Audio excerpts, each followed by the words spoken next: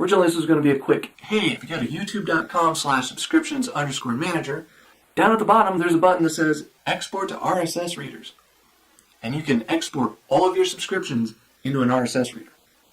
Top link in the description. However, Greader Insider did a follow-up on YouTube notifications, and I figured something out. YouTube notifications are next to worthless.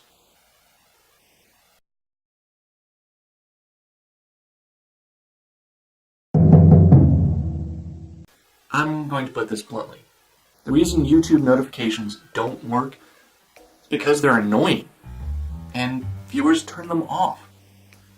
This is the actual stated reason for why YouTube does not send notifications to everyone that has clicked the bell.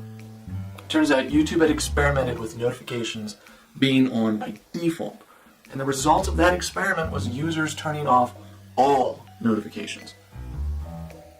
Mostly because of the never-ending barrage of new video alerts. That's why it's YouTube's policy to cherry-pick the users that are the most likely to actually watch the video and send notifications to them first. Then notifications to users who might watch the video. Any subscribers they think are not likely to watch the video, they don't get notified. And this is coming from a video done by Creator Insider, who was interviewing a developer for the notification system. It was a follow-up to a video where someone had stated that notifications are sent selectively. The link to the full video is in the description. It's the second link. Long story short, the notification system is not meeting users' expectations for both the creators and the viewers. The expectation is everyone who clicks on the notification bell gets notified of every new video for that channel. Clearly, that's not what YouTube is doing. That leaves me to wonder, as a viewer, why should I bother clicking the notification bell if I'm not guaranteed to be notified? So what are the pros and cons of YouTube's notification system? Pro. Users, particularly mobile users, are notified of a new video the moment it's posted. Okay, so what? What need does that actually meet? The fact that YouTube knows it can annoy users into switching off notifications? It's a pretty clear sign that it's not really a killer feature. It's not something that users are just demanding to have. It's not much of a pro. And that's the only one that I can come up with, too. And I'll admit, I don't use notifications, so there might be something I'm missing. Live streams, probably. But I feel pretty confident I'm not. Okay. Con. Both creators and viewers are at the mercy of YouTube's mysterious algorithms. For the creators, YouTube is choosing who and how many of their subs get notified of their new content. For the viewers, YouTube is choosing what they get notified of. Frankly, that's a disservice to both. It's underserving the communities that the creators have built around their channel. And it's undermining the viewer's choice. Con. Because they have to limit the amount of notifications they send out, the notification system creates a feedback loop that funnels traffic to channels that are already popular. If there's an overlap of subscribers between a smaller channel and a multi-million sub channel, the larger channel will get the priority. YouTube would get the biggest return in views without annoying the viewers into turning off notifications, leaving the smaller channels completely out in the cold. Con. It's an extra step, and one that isn't necessary. I do not use notifications at all. I also use the web page and the mobile app, and I get along fine without notifications. And this was long before I returned to using RSS readers. Con. Viewers are not seeing the content they asked for.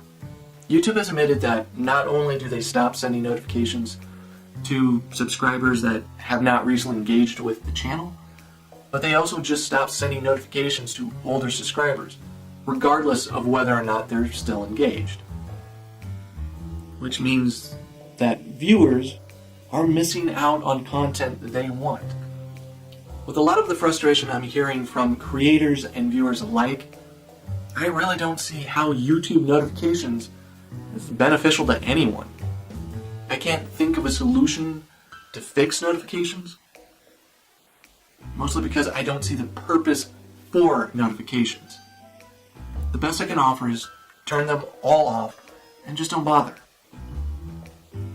As I've already pointed out, there's always RSS.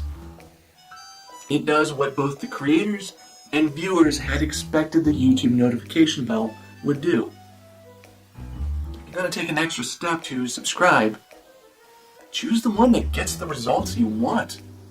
There are some drawbacks to RSS, but it's still a better option than what YouTube is providing with notifications.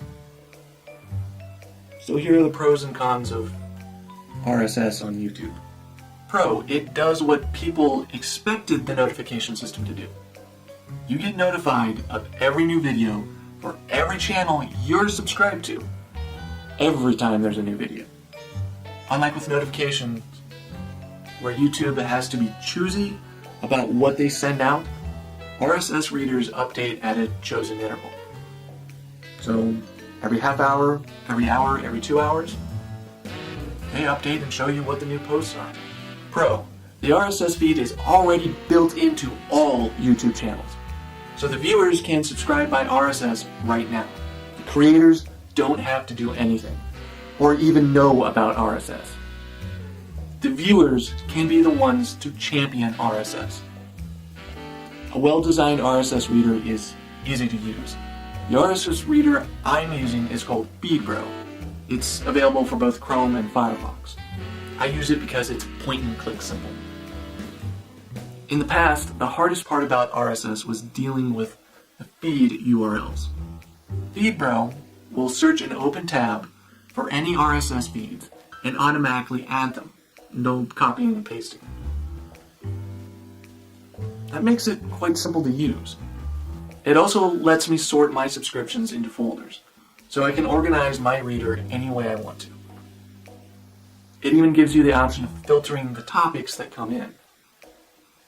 For example, if you follow a creator because you enjoy his videos where he's wrestling a bear, but you find his alligator wrestling videos boring, you can filter those out, so you're only notified of the bear wrestling videos.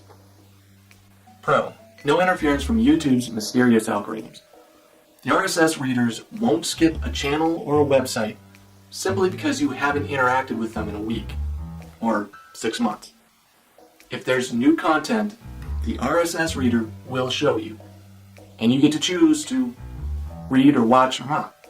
Where YouTube is going to focus on people who are most likely to watch a video, there's no algorithm limiting how many of a creator's subscribers are going to be notified. There's no algorithm that's going to prioritize what the viewers see.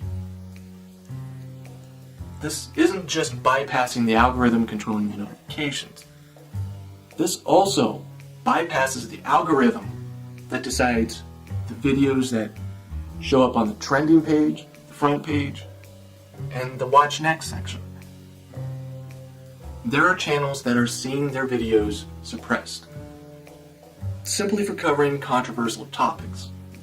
If you choose to follow a channel that is willing to deal with a tough topic, then RSS will give you the option to watch that video or not. Pro, RSS does more than just YouTube. For a long while, just about every website had RSS available, and a lot of them still do. A lot of the webcomics that I read, I keep track of through an RSS reader. Most blogs have RSS available. Every major and reliable news site has RSS available. Getting your news through an RSS reader by picking the websites that you trust means you get far more reliable information than the random junk you're bombarded with on Twitter and Facebook. For the cons, I'll start with the biggest issue. The biggest drawback to using RSS on YouTube. Con. Live stream notifications don't seem to go out over RSS feeds. If there's a channel that does a lot of streaming, you're going to be stuck using YouTube's notification system. However, on the upside, if you use RSS for everything else and only use the notifications on those channels that stream, you will get a more consistent notification. Probably. I think. You never know, it's YouTube. Live streaming is a big thing on YouTube. So this is a big problem for the RSS option. But everything else from here on out is kind of small. Con. It's external to the platform. So you may have to bounce back and forth between the Reader and YouTube. Con. Leaving comments may be a little bit more difficult. That's when you'd end up bouncing back and forth between YouTube and the Reader. Con. Links in the description aren't always clickable. Con. Subscribing by RSS is slightly more involved than an extra click. But for the extra 10 seconds, you get a much more consistent result. The reason I'm pitching RSS so hard, particularly for YouTube, is because YouTube has some very visible problems. There's a lot of other things to be concerned about too. There are a fair number of creators who speak on our behalf. YouTube seems to be turning a deaf ear though. And RSS is a tool that's built into YouTube's site that gives the viewers the means to bypass most of the problems. Viewers are the biggest contingent on the platform. If they choose a subscription method that gives them the content they said they want, then the viewers will be driving the trends, and not mysterious algorithms. And probably even the programmers don't know how they work. And hey, why not? After the ad apocalypse, it was the viewers that stepped up and kept a lot of creators going through Patreon. This just requires downloading some free software and maybe 45 minutes of your time to set it up. That's not unreasonable. It's a worthwhile expense to have control over what you watch. My focus has mostly been on YouTube. Both Wired and TechCrunch have published articles arguing for a return to RSS. If you're interested, links to both are in the description. Thanks for watching, and regardless of whether you're a creator or viewer, good luck. To subscribe, click the channel icon on the top left. Top right is the previous video, and below that is a random suggestion from YouTube. Thanks again.